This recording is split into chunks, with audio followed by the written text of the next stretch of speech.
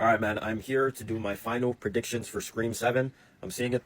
Jesus, I'm seeing it tomorrow.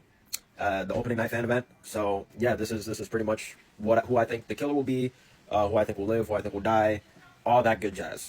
Now, some of you might not know this, but I actually did a predictions video for Scream 6, and I'm pretty sure I posted it on my YouTube channel, so check that out if you guys want. But I was pretty spot on with Scream 6. I'm not gonna hold you. Like I got 2 out of the 3 killers. I said it would be Quinn and Ethan. The only one I got wrong was Bailey because I thought it would be Dr. Stone, which obviously it wasn't. But it is what it is. Now, going into this, I'm not gonna lie, I'm not super confident. Not gonna hold you. This is a hard one. This is a hard one. But I'm just gonna, I don't know, I'm gonna pull something out of my ass and hopefully I get some of it right.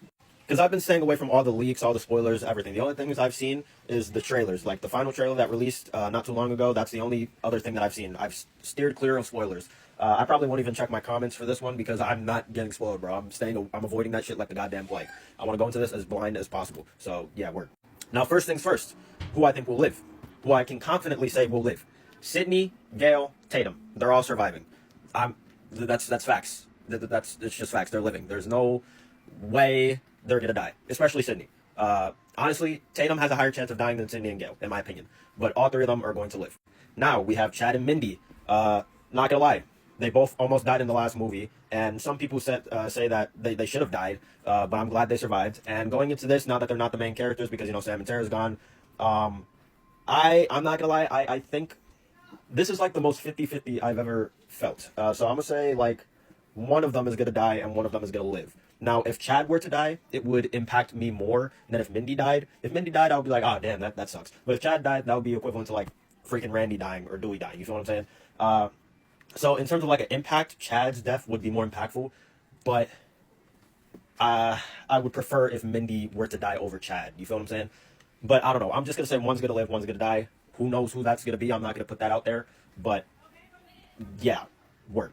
Also, I want them to mention at least a throwaway line as to why Sam and Tara are not there, just like they did with Sydney in Scream 6. Like, it was like, oh yeah, Sydney took Mark and the kids somewhere safe. She deserves to have her happy ending. They need to do that with Sam and Tara just to put those characters to rest. And I feel like it would just be weird if they didn't mention Sam and Tara, considering that Chad and fucking Tara were like a thing in the last one, and obviously they're probably not a thing in this one because it's been a few years since the events of Scream 6. But I feel like it would be important for them to mention them, even if it's small.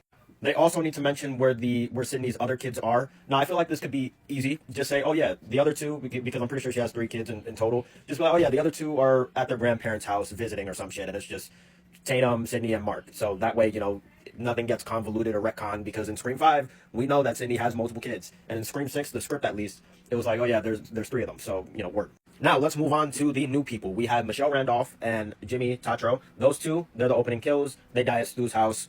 That's it. The point blank period. They're the opening kill, so they're dying. Next up, we have Hannah. Hannah McKenna Grace. Where is she? Oh, she's right here. Below Sydney. She is dying. That image of that girl swinging from the fucking stage.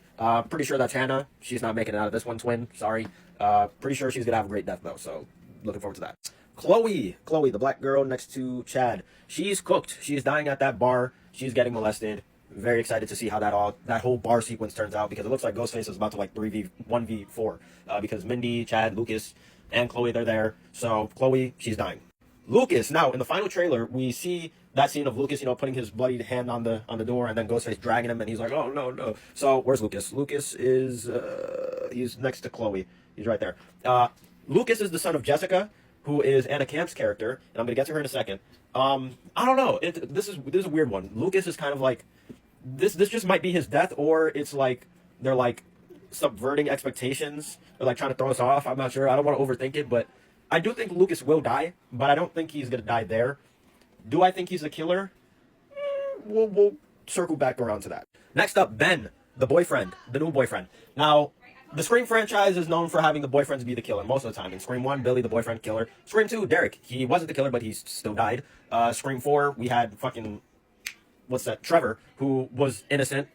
Jill ended up being the killer in that one, so that sucks for him. He ends up getting killed by her. Then Richie being the killer in Scream 5, and then fucking Danny surviving, and being the only boyfriend who's not the killer to survive so far. So I'm not gonna lie, after having Richie and Billy be the killers, I just think having Ben be the killer would just be like, ugh.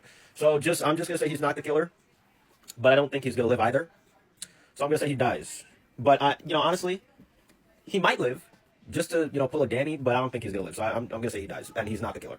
Now let's talk about the other three real quick before we get to the last unknown characters. So we have Roman, who's coming back. I honestly don't know what they're gonna do with Roman. I have no idea whatsoever. I'm just gonna have to wait and see. But I'm excited to see what they have in store for him. But he is very much so dead, so it's probably gonna be some AI shit.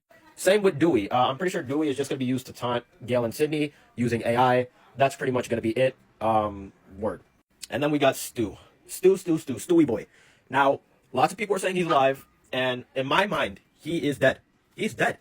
Just like Ethan died. Ethan died the same way he did, just like less brutal.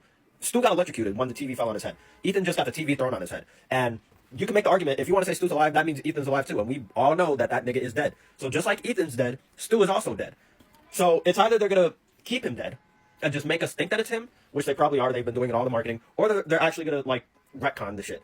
And if they retcon his death and it turns out he's alive, I'm not sure how I personally would feel about it, but I'm just going to wait and see. But I'm just going to say he's dead right now. Now we have Anna Camp. I think she is the killer. Would she kill her son? Lucas? I don't know.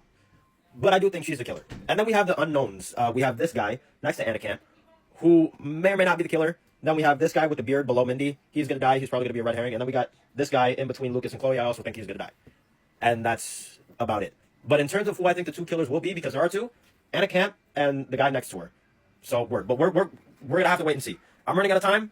I'm going to make a ranking tomorrow of my thoughts of the movie, a score, and then a full review the very next day. That's it. I'm excited.